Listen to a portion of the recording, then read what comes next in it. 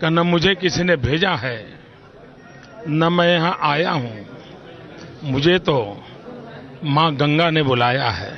नमस्कार आदाब दोस्तों, हिंद वॉइस में आपका स्वागत है। मैं विक्रम। आज साल का आखिरी दिन है 31 दिसंबर। कल से हम लोग नए साल में प्रवेश कर जाएंगे, यानी कि 2023। तो मैं और हमारी पूरी टीम की तरफ से सबसे पहले आपको नए साल की बहुत बहुत शुभकामनाएं। उम्मीद करते हैं कि जैसे ये ज़िंदगी आपकी चल रही है हंसी खुशी, आगे भी ऐसे ही आपकी कटती रहे। कुछ लोगों की ज़िंदगी में दुख बहुत हैं, कुछ लोग दूसरे के सुख देखकर दुखी हो जाते हैं। उन सभी इतना ही कहना चाहूँगा, मेहनत करिए, आगे बढ़िए। इसी के साथ आज की खबरें बात करते हैं। खबर हमारी है गंगा के बारे में, यानी कि गंगा नदी के बारे में, जिसकी क्लिप आपने शुरू में देखी, जिसमें प्रधानमंत्री मोदी जी कहते हुए दिख रहे हैं, ना किसी ने भेजा है ना किसी ने बुलाया है, मुझे तो माँ गंगा ने बुलाया है। आपको याद होगा 2013-14 में जब मोदी जी रैली कर रहे थे, उन्होंने गंगा जी का बहुत ज़्यादा जिक्र किया, कहा है कि गंदगी है, साफ करेंगे, स्वच्छ करेंगे। और जब वो प्रधानमंत्री बन गए, उसके बाद अपना वादा एक तरह से उन्होंने पूरा करने का काम किया और एक प्रोजेक्ट बनाया जिसे नमामि गंगे का नाम दिया। और उसके तहत 20,000 करोड़ रुपए की घोषणा हुई कि 20,000 करोड़ रुपए खर्च करेंगे और गंगा को साफ करेंगे। लेकिन गंगा कितनी साफ हुई ये आप लोगों को भी पता है। एक रिपोर्ट हमारे सामने आई है, इसलिए आज आखिरी दिन आपको सामने लेकर आया हूं। इसलिए साल के आखिरी दिन आपके सामने रख रहा हूं कि गंगा के नाम पर जो 20,000 करोड़ मिले थे, जिनमें से तकरीबन 13,000 करोड़ रुपए खर्च हो चुके हैं। और 13,000 करोड़ खर्च होने के बाद गंगा की हालत क्या है ये आप लोग अच्छी तरह से जानते हैं। मैं आपको बता दूं कि 2014 में जब मोदी जी प्रधानमंत्री बने, भारतीय जनता पार्टी की सरकार में वापसी हुई तकरीबन 10 सालों बाद, तब गंगा के ऊपर काफी राजनीति भी हुई, गंगा के नाम पर वोट भी बटोरे गए। मोदी जी ने कहा था कि मुझे माँ गंगा ने बुलाया है। खैर, उनका आशीर्वाद मिला, वो प्रधानमंत्री बने और दोबारा भी बने। लेकिन तकरीबन आज 8.5 साल गुजर जाने के बाद भी गंगा की जो हालत है वो किसी से छिपी नहीं है। 2014-15 में जब ये प्रोजेक्ट इसकी घोषणा हुई, इसके तहत जो पैसों की घोषणा हुई थी 20,000 करोड़, उसमें से 31 अक्टूबर 2022 तक एनएमसीजी को टोटल 13,709 करोड़ रुपए जारी किए गए। यानी कि जो नमामि गंगे प्रोजेक्ट था उसके तहत इस पूरी योजना के लिए 13,709 करोड़ रुपए दे दिए गए। उस राशि का, यानी कि इस पैसे का तकरीबन 13,046 करोड़ रुपए खर्च किया जा चुका है। ध्यान दीजिएगा, 13,046 करोड़ रुपए अब तक खर्च किया जा चुका है। लेकिन क्या हुआ समझ रहे हैं आप।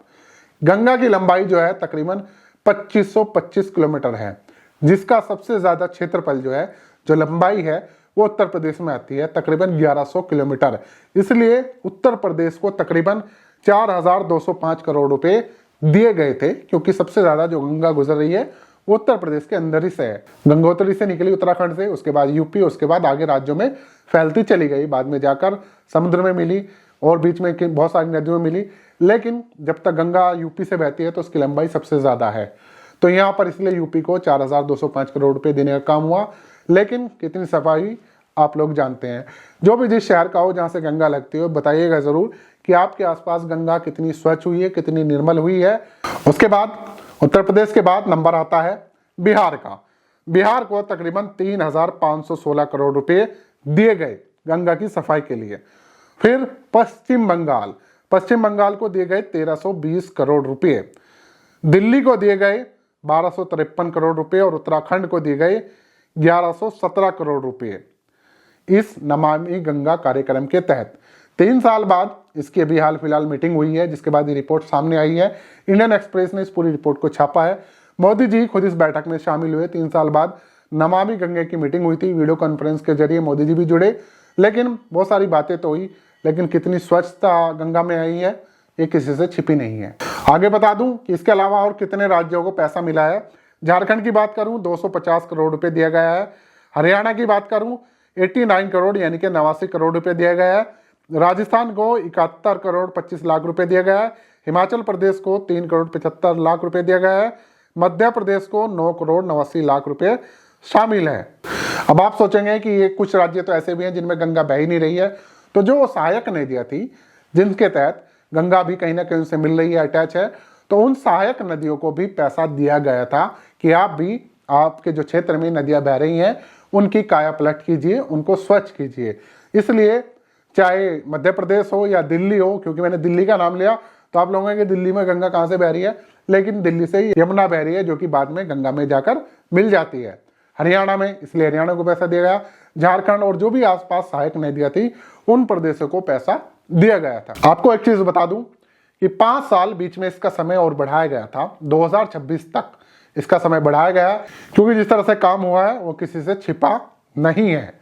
तो सवाल यहाँ पर यह है कि आज आखिरी साल मैं गंगा की बात इसलिए कर रहा हूँ कि जो वादे किए गए थे उन वादों पे कौन कितना खरा उतरा, ये सब जनता के सामने आना चाहिए। 13,000 करोड़ रुपए तकरीबन खर्च किए जा चुके हैं। तमाम सहायक नदियों के नाम पर सरकारों को, राज्य सरकारों को पैसा दिया जा चुका है, लेकिन कहां पर कितनी सफाई है किसी से छिपी नहीं है। कोरोना का टाइम आपको याद होगा 2021 में किस तरह से डेड बॉडीज नदियों के किनारे और खुद नदियों में हमें मिली थी, देखी गई थी, वो सब किसी से छिपी नहीं है, ना ही कोई भूला होगा।